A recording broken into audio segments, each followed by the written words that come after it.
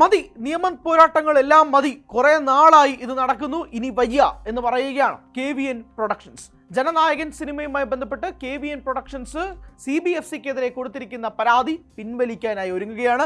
അതോടെ ഒരു കാര്യം വ്യക്തമാവും, ജനനായകൻ ടീം രണ്ട് കാര്യങ്ങൾക്ക് മുതിരുകയാണ്. ഒന്ന്, ഈ പരാതി പിൻവലിക്കുക. രണ്ട്, റിവിഷൻ കമ്മിറ്റിയിലേക്ക് അവരുടെ സിനിമ അയക്കുക എന്നുള്ളതാണ്. ഇങ്ങനെ ഒരു തീരുമാനം KVN പ്രൊഡക്ഷൻസ് എടുത്തിട്ടുണ്ടെങ്കിൽ പോലും CBFCയോ അതിൻ്റെ CBFCയുടെ താഴെ വരുന്ന റിവിഷൻ കമ്മിറ്റിയോ ഒക്കെ തന്നെ എന്ന് ഈ സിനിമ കാണും എന്നതുമായി ബന്ധപ്പെട്ട് ഒരു തരത്തിലുമുള്ള അപ്ഡേറ്റുകൾ ഒന്നും തന്നെ വന്നിട്ടില്ല. ഈ സിനിമ എത്രയും വേഗം അവർക്ക് റിലീസ് ചെയ്യണം. കാരണം 100 വർഷങ്ങളാണ് ജനനായകൻ ടീമിനെതിരെ നിൽക്കുന്നത്. ഒന്നാമത്തെ കാര്യം, ഈ സിനിമ റിലീസ് ചെയ്യേണ്ടിയിരുന്നത് ജാനുവരി 9-ാം തീയതിയാണ്. ഇന്ന് ഫെബ്രുവരി 10-ാം തീയതിയായി. അതായത് ഏകദേശം 32 ദിവസങ്ങളോളം പിന്നിടുന്നു ഈ സിനിമയുടെ റിലീസ് ഡേറ്റ് കഴിഞ്ഞിട്ട്. ഇതുവരെ വെള്ളി വെളിച്ചത്തിലേക്ക് എത്താൻ ഈ സിനിമയ്ക്ക് കഴിഞ്ഞിട്ടില്ല. അപ്പോൾ സ്വാഭാവികമായിട്ട് വരുന്ന 2-3 ചോദ്യങ്ങളുണ്ട്.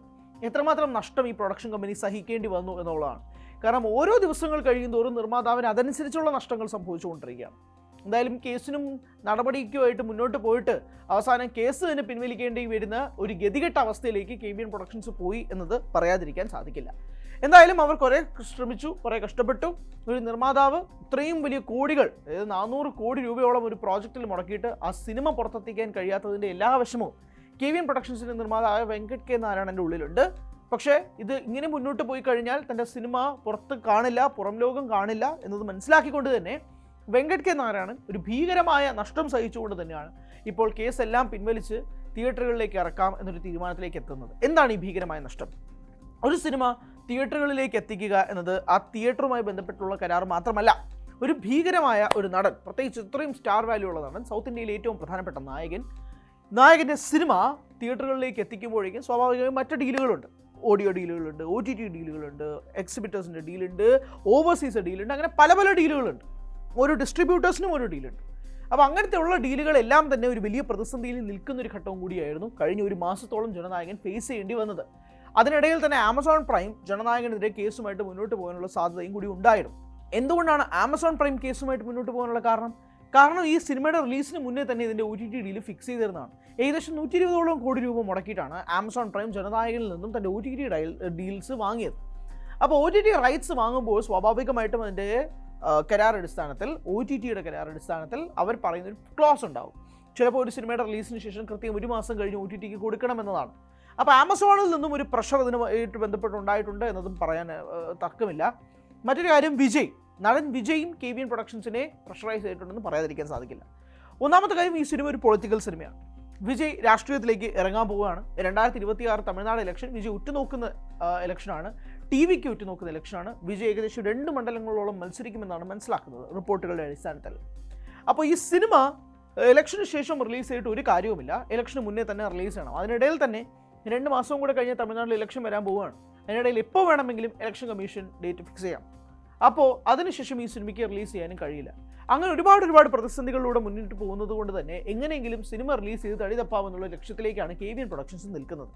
എന്നാൽ പോലും ഇത്രയധികം നഷ്ടങ്ങളുണ്ടെങ്കിൽ പോലും വിജയുടെ അവസാനത്തെ സിനിമയാണ് ജനനായകൻ. അതുകൊണ്ട് ഒരു ആഘോഷകരമായ ഫെയർവെൽ വിജയ്ക്ക് കൊടുക്കുക എന്നത് തന്നെയാണ് KVN പ്രൊഡക്ഷൻസ് ഉദ്ദേശിക്കുന്നത്. ഇത്രയും നാളുകളായിട്ടുള്ള കേസുകൾ, പ്രശ്നങ്ങളൊക്കെ ഉള്ളതുകൊണ്ട് തന്നെ ജനനായകൻ ഒരു ഭീകരമായ ഹൈപ്പുണ്ട്.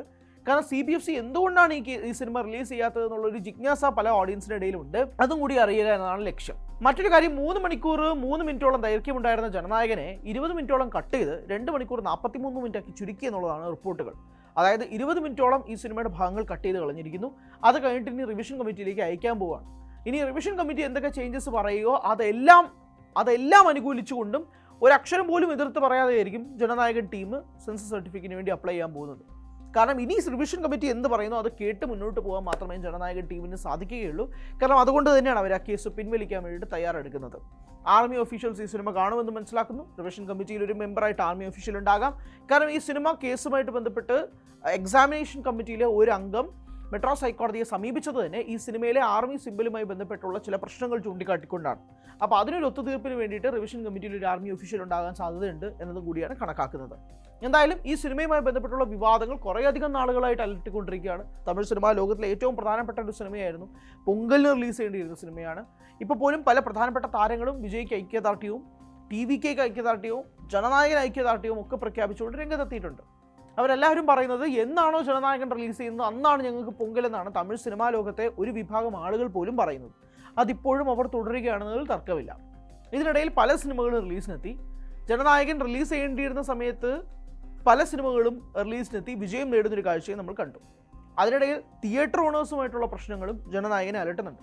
കാരണം തിയേറ്ററുകാർക്കും വലിയ നഷ്ടം ഉണ്ടായിട്ടുണ്ട്. അവരെല്ലാം ചാർട്ട് ചെയ്തത് ജനനായകന് വേണ്ടിയിട്ടാണ്. അപ്പോൾ ജനനായകൻ വരാത്തതുകൊണ്ട് ഒരു ഭീകരമായ നഷ്ടം തിയേറ്റർ ഓണേഴ്സും ഫേസ് ചെയ്യേണ്ടി വന്നിട്ടുണ്ട്. OTTക്ക് ആ ഒരു ഡീല് സംഭവിക്കുന്നത്, നഷ്ടം സംഭവിച്ചാൽ അതിനെ ബാധിക്കാൻ പോകുന്നത് ജനനായകൻ ടീമിനാണ്. അതെല്ലാം മുന്നിൽ കണ്ടുകൊണ്ടാണ് ഇപ്പോൾ അവസാന നിമിഷം 1 മാസത്തിന് ശേഷം ജനനായകൻ ടീം KVN പ്രൊഡക്ഷൻസ് അവരുടെ ഹർജി പിൻവലിക്കാൻ വേണ്ടിയിട്ടുള്ള തയ്യാറെടുപ്പുകൾ നടക്കുന്നത്. ഇനിയെങ്കിലും വളരെ സ്മൂത്തായിട്ട് എത്രയും വേഗം റിലീസ് ഡേറ്റ് ഫിക്സ് ചെയ്യാനാണ് അവർ ഒരുക്കുന്നത്. അതിനു മുമ്പേ റിലീസ് ഡേറ്റ് ഒക്കെ ഫിക്സ് ചെയ്യുന്നതിന് മുമ്പേ റിവിഷൻ കമ്മിറ്റി ആദ്യം ഒരു തീരുമാനം എടുക്കണം എന്ന് അവർ ഈ സിനിമ കാണുമെന്നുള്ളത്. അതുമായി ബന്ധപ്പെട്ട് ഒരു തരത്തിലുമുള്ള അപ്ഡേറ്റും ഇതുവരെ കിട്ടിയിട്ടില്ല. അത് ഇനി തീരുമാനിക്കാൻ പോകുന്നതേ ഉള്ളൂ. അതിനി എന്നായിരിക്കും ഈ സിനിമ കാണുക എന്നതും ഉറ്റുനോക്കുന്നൊരു കാര്യമാണ്. സിനിമ കണ്ടു കഴിഞ്ഞാൽ ഉടനെ ഒരു ഗ്രീൻ സിഗ്നൽ കിട്ടിയാൽ അപ്പോൾ തന്നെ KVN പ്രൊഡക്ഷൻസ് ഈ സിനിമയുടെ റിലീസ് ഡേറ്റ് അങ്ങ് അനൗൺസ് ചെയ്യും. കാരണം ഇനി അവർക്ക് വെച്ച് താമസിപ്പിക്കാൻ കഴിയില്ല. അതുകൊണ്ട് എത്രയും വേഗം തന്നെ, ചിലപ്പോൾ ഈ മാസമെങ്കിൽ ഈ മാസം തന്നെ അവസാനം ജനനായകൻ തിയേറ്ററുകളിലേക്ക് എത്താനുള്ള എല്ലാ സാധ്യതകളും തുറന്നിരിക്കുകയാണ്. കൂടുതൽ വാർത്തകൾക്ക് News 18 Keralam YouTube channel subscribe ചെയ്യുക.